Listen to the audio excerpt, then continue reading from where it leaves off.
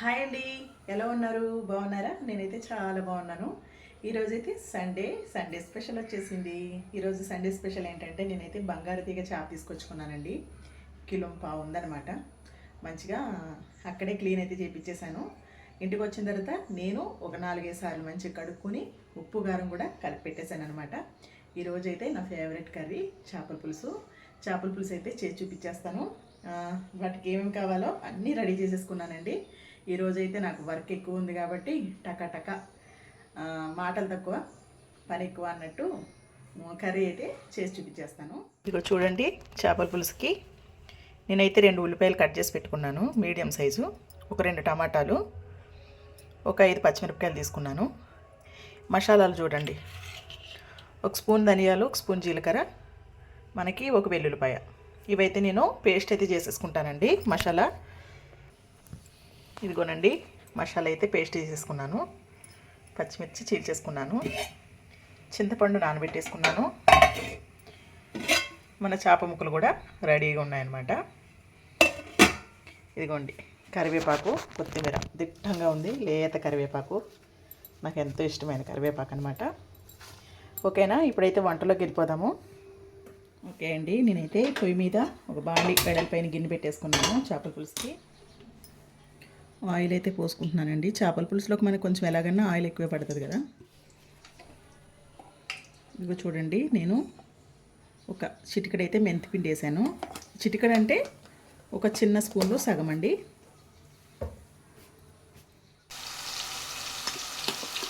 మసాలా వేసేసుకుంటున్నానండి.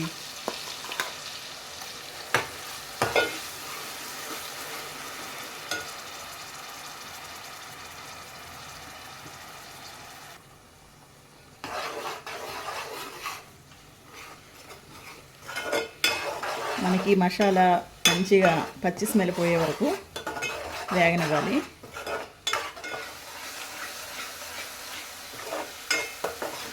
ఇప్పుడు మనం పచ్చిమిర్చి వేసుకుందామండి.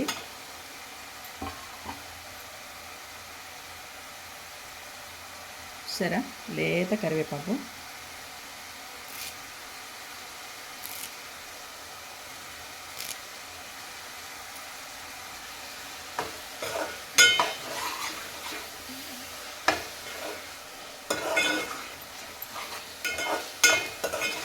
మనము పచ్చిమిర్చి ముందే వేసుకుంటే ఏమవుతుందంటే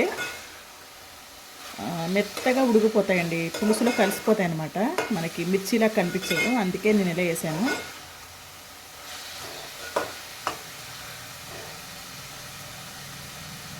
ఆల్రెడీ మనకి మసాలా అనేది ఎగిపోయింది. ఇంకొక 5 నిమిషాలు ఎగితే ఇంకా ఆయిల్ అంతా బయటకు వస్తుంది.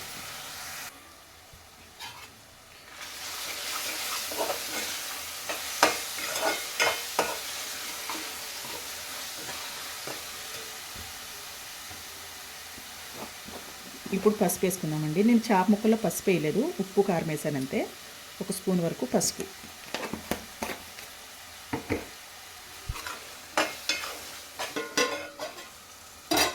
చూద్దామండి. ఓకే, మనకి ఈ మసాలా అనేది ఫ్రై అయిపోయింది కదా. ఇప్పుడు చేప ముక్కలు పెట్టేసుకుందాం. చేప ఫస్ట్ తలకాయ పెట్టేసుకున్నాను. చేపలు అయితే మంచిగా ఉప్పు కారం పట్టిందండి.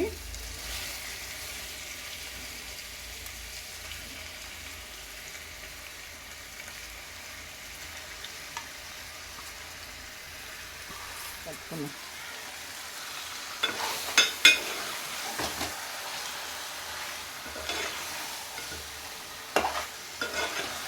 మనకి పచ్చిగా ఉన్నప్పుడు చేప ముక్కలు ఎరగవండి. ఇలా కలుపుకున్నా కూడా ఏం పర్వాలేదు.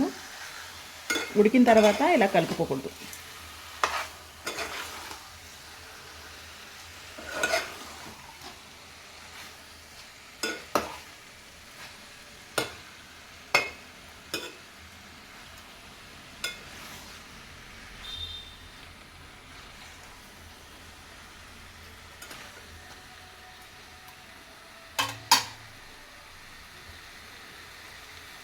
ఇప్పుడు మనకి కొంచెంగా ఇందులో కలుపుకున్నాను కదా, ఈ కారం నీళ్ళు కడుక్కున్నాను అనమాట. ఈ నీళ్ళైతే పోసుకుంటాను.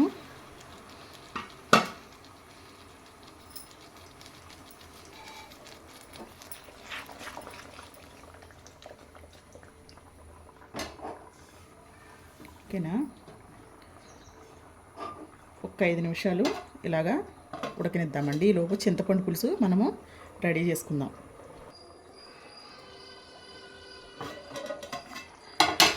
ఇదిగో చూడండి, ఇలా అయింది కదా. ఇప్పుడు మనం చింతపండు పులుసు వేసేసుకుందామండి. నేనైతే మనకి కొంచెం తక్కువ 50 గ్రాములకి ఎక్కువ, 100 గ్రాములకి తక్కువ అయితే నానబెట్టుకున్నానండి చింతపండు. ఇదిగో చూడండి, పులుసు తీసేసుకున్నాను.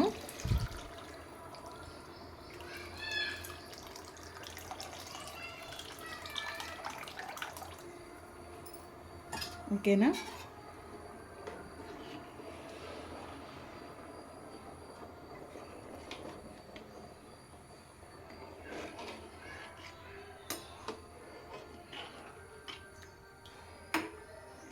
మనకి ముక్క ములిగే వరకు పులుసు పోసుకున్నాం కదా, సరిపోద్దండి.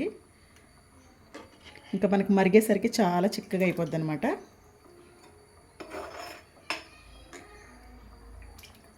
నేనైతే కర్రీకి సరిపడా కారం ఉప్పు కూడా వేసేసుకున్నాను. ఇంక ఇందులో కారం అది ఏం పడదండి.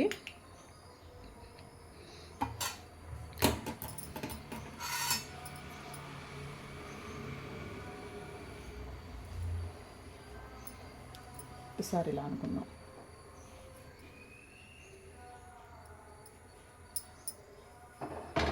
అంతే అండి. ఇంకా మన చేపల పులుసు మరగడం ఒక్కటే ఉంది. మనం వేయవలసినవన్నీ వేసేసాము.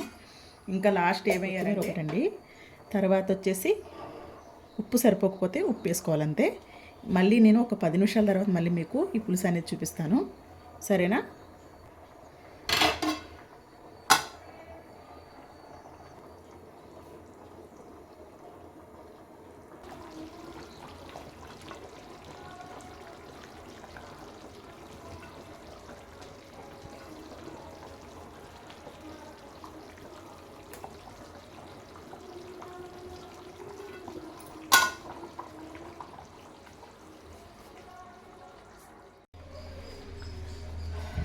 ఓకే అండి, మన చేపల పులుసు అయితే ఒక 15 నిమిషాలు అయితే అయింది.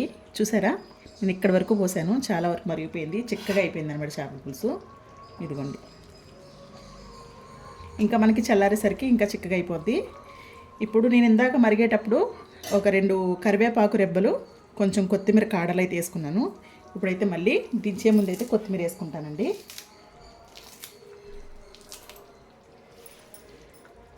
అంతేనండి, మన చేపల పులుసు అది రెడీ అయిపోయింది. ఓకేనా. ఇక నేనైతే స్టవ్ ఆపేస్తాను. ఆపేసి ఈ చేపల పులుసు ఒక 2 గంటలు ఇలానే వదిలేద్దాం. తర్వాత మనం అయితే లంచ్ చేసేద్దాం. ఓకేనా మరి.